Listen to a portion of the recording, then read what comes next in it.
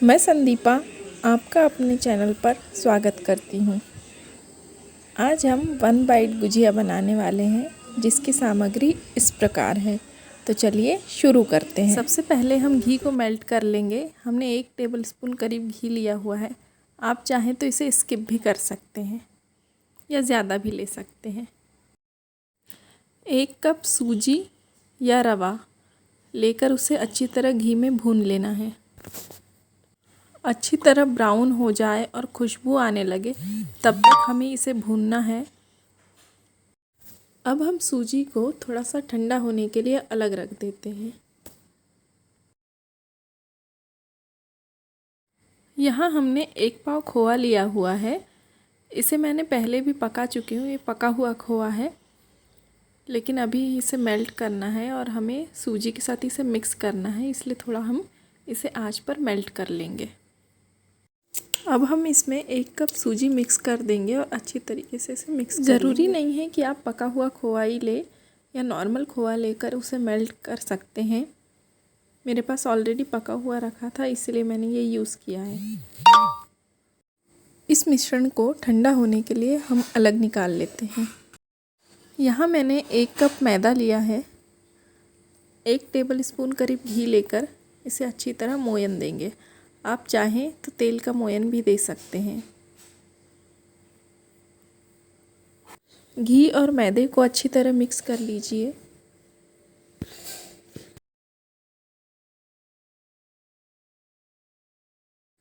अब पानी की सहायता से एक डो तैयार कर लीजिए।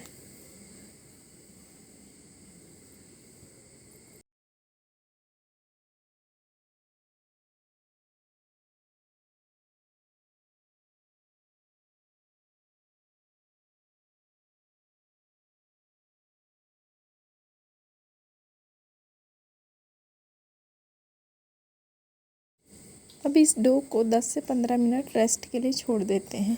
तब तक हम बाकी की चीज़ें रेडी कर लेते हैं। हमने जो मावा और सूजी का मिश्रण तैयार किया था उसे हम अब ग्राइंड कर लेते हैं। इसमें हम ½ कप चीनी ले लेते हैं और एक मिश्रण तैयार कर लेते हैं। हमारा मिश्रण तैयार है। मैंने यहाँ बादाम और काजू लिए हैं। आप चाहें तो अपनी पसंद के कोई भी ड्राई फ्रूट लेकर अच्छी तरह उन्हें काट लीजिए। छोटे छोटे पीसेस में काटिए। चाहें तो आप इसे पीस भी सकते हैं या आप न डालना चाहें तो स्किप भी कर सकते हैं। अब काजू बादाम को हम मावा और सूजी के मिश्रण में मिक्स कर देते हैं। चलिए मैदे को चेक कर लेते हैं कि डो कैसा बना है। इसे एक बार और थोड़ा सा गूँथ लेते हैं। गुजिया बनाने के लिए थोड़ा सूखा मैदा ले लेते हैं। सबसे पहले मैदे थोड़ा छिड़क लेते हैं। मैदे में खिंचाव बहुत ज़्यादा होता है, इसलिए हमें सूखे मैदे की ज़रूरत पड़ेगी। हम थोड़ी सी डो से छोटी सी लोई ले लेते हैं और उसे बेलते हैं। हम सूखा मैदा लेकर इसे बेलेंगे क्योंकि ये बार बार वहीं पर आ जाता है, इसलिए हमें इसे पतला बेलना है। तो हम सूखा मैदा यूज़ करते रहेंगे।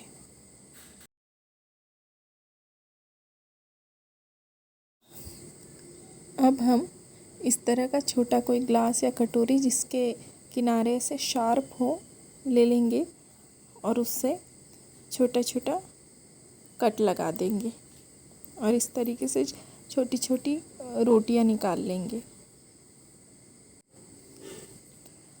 बहुत ज़्यादा बड़ा मत लीजिएगा, ग्लास या कटोरी जो भी आप लें छोटा लीजिएगा, क्योंकि हमें 1 बाइट के जितना ही बनाना है।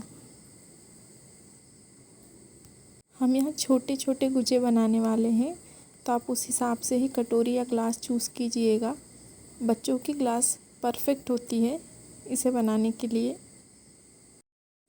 जैसे ये हमने कट कर लिया है तो इसे आराम से हम ऐसे निकाल लेते हैं। और यहाँ हमें इस बेली हुई एक रोटी से 3 रोटियाँ मिल गई हैं।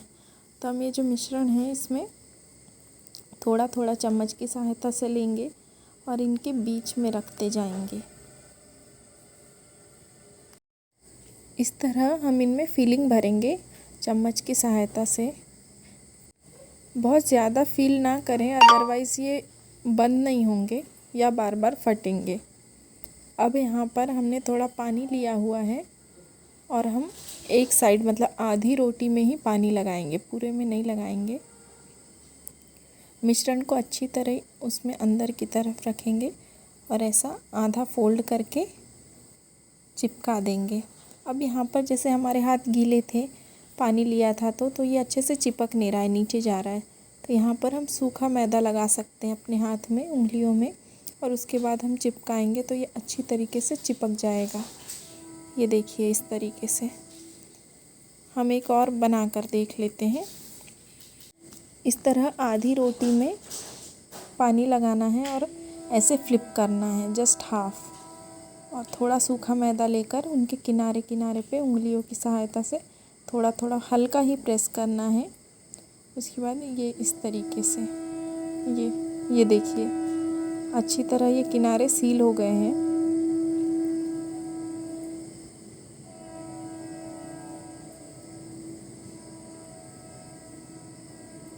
एक और देख लेते हैं।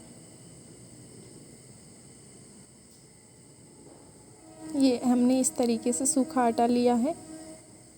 अब ये फिलिंग को अच्छी तरीके से किनारे से दूर कर लेते हैं। ऐसा फ्लिप किया और ये हमने सूखा आटा मैदा लेकर अच्छी तरीके से सील कर दिया।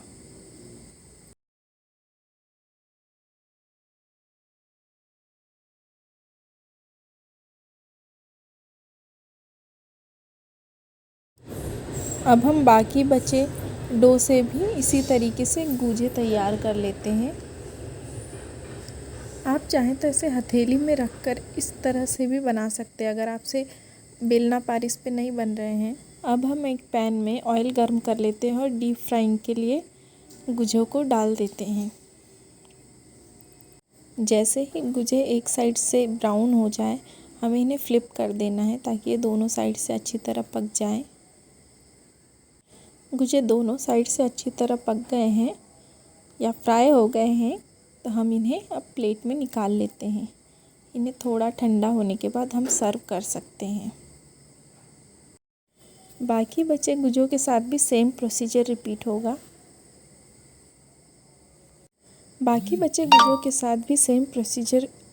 होगा।